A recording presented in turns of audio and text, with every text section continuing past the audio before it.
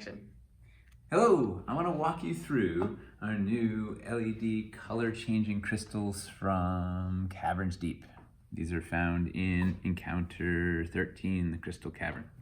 So, when you get your crystals, all of them have an on-off switch on the back. They come, you turn them on and they go into this kind of crazy color changing mode where they cycle through green, blue, and red, like they all are here.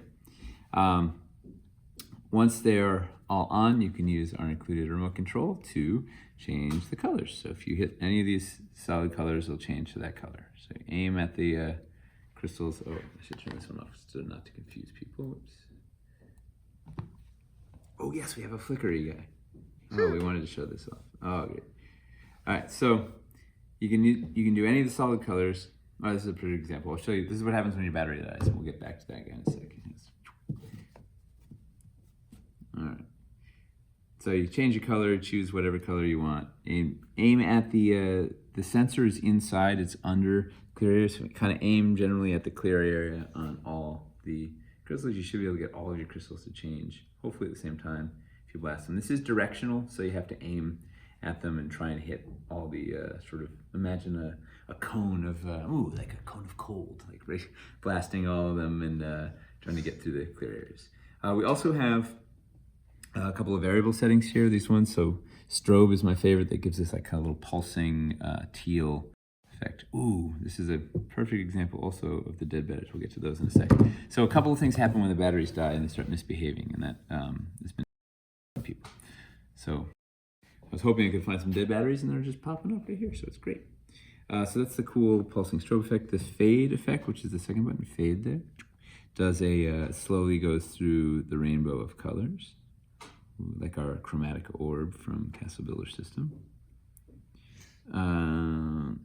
Next across is smooth. I think this is the one that goes through the three colors again. This is sort of the default mode. Yeah, so it's the red, the green, the blue, boom, boom, boom, boom. And then flash, this one up here, should, I think, go through all different colors on that system. Yeah, so it's every single color that it can do, one at a time, changing boom, boom, boom, boom, boom, boom, boom. And sometimes depending on the battery, if you have fresh batteries in some and older batteries in others, the timing on these starts to get off a little bit. So my recommendation, if you're really worried about your colors, you can sort of see it happening now. If you're really worried about the colors syncing on all your crystals, just do one static color and then you don't have to worry about anything. All these other programs are just kind of bonus programs because they're fun. Also, you can change the intensity up and down. So we can see getting darker, getting brighter.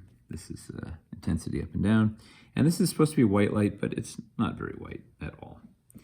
And that's it. You can turn it off with the remote, but I will warn you, the battery still drains while it's off. So if you go between sessions, turn it off by the switch, like hard off on the switch. But what you can do is you can set it up and then turn it on with the remote like that, and it'll pop them into whatever setting you had. So what I do before a session, I set up what I'm going to be doing. So in this case, like this teal color, let's say maybe we set them all up to the green color. Then you turn them off, and then when the players go in and they do something crazy, boom, you hit the on and they all turn on at the same time. That's a cool effect. But remember, at the end of the session, turn them all off.